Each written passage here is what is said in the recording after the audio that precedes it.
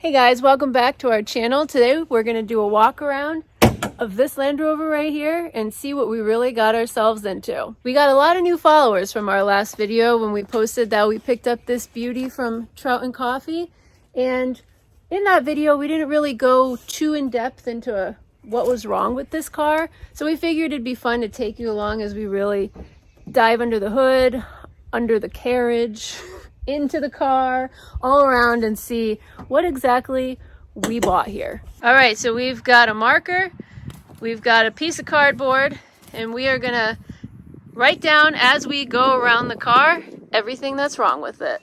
Our hope is that by the end of this video, you can help us decide if this Land Rover is roadworthy or busted. First up, we're going under the hood. So the first main problem is the engine. Like we showed you in the last video, there's a hole in the side of the block. It looks like cylinder number 8 has left the chat. So the engine blown isn't really that big of a deal with these. They're a pretty simple truck. They're not that hard to put an engine in and out as far as engine changing goes. They're relatively cheap, $600 to $1,200 is what I'm seeing. This one's completely trash, not usable, because there is a hole in the block. There's no saving it whatsoever, but it is definitely repairable. Next up, there's also a problem with the power steering. So I was looking around under the hood the day I was inspecting it, and I saw the hose here. I traced it back to the power steering reservoir where there's none. It seems like the pump is missing, and usually only take the pump off if there's some kind of problem with the system as a whole. So I imagine the power steering is also completely shot. So on the topic of steering and suspension, there's no sway bars anymore. A lot of people take those off so you get better articulation off-road. With something this tall and skinny, typically you want some kind of sway bar because they do get very top heavy, especially these old Land Rovers. Next on the list is rust. Everywhere, rust. So rust in New England is nothing new. These old Land Rovers really need to have some kind of oil coating to prevent rust. This one, the frame has general rust all over it. In the back, some of the frame is actually missing.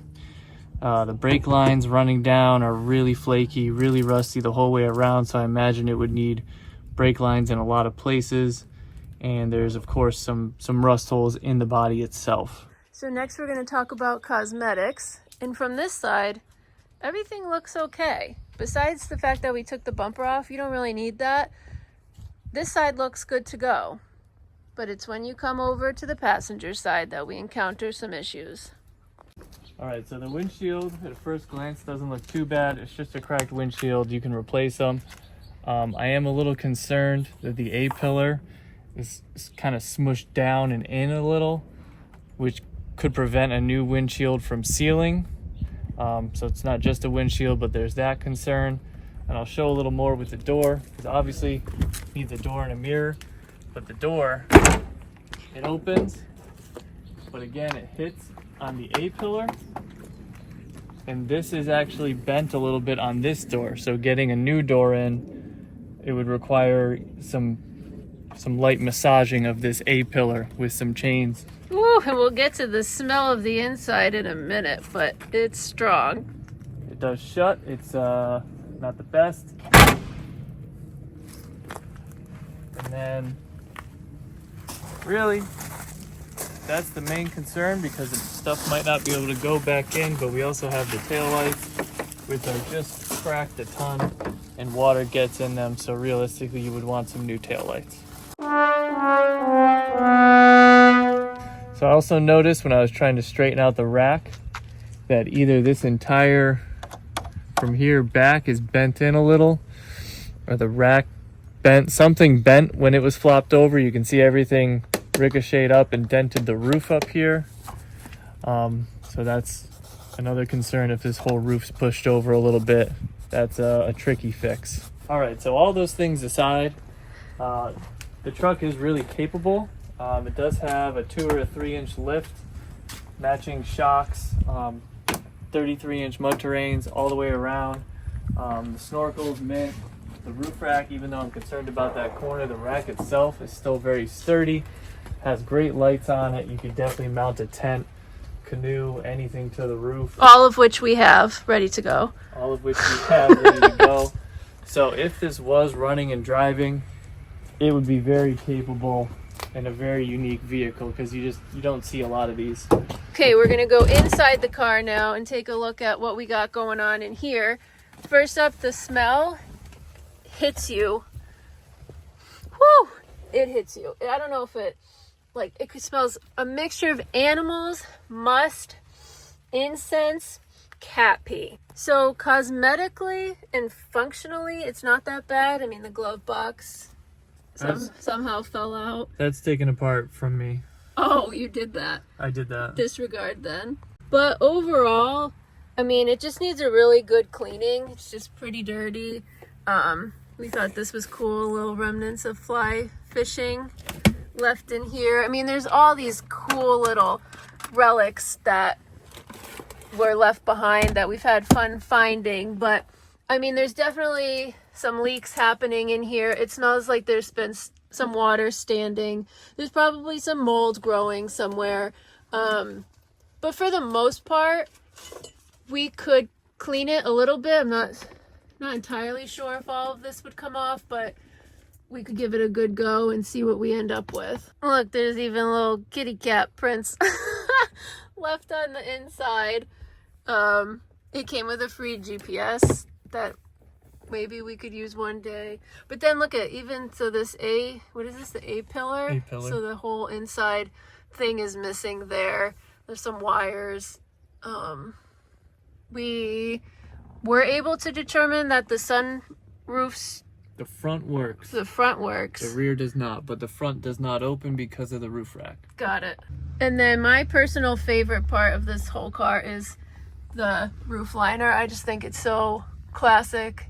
I wish my Land Rover had it. And I kind of want to know, Kyle, if you're watching this, did you add this in, or did it come with the car? Because it's pretty sweet. I'll take you in the back for a minute just so you can really see. So yeah, like this, I think we'd have to rip all this out. This can't be clean. Those are like rust stains. Broken glass. Broken glass. Some coins.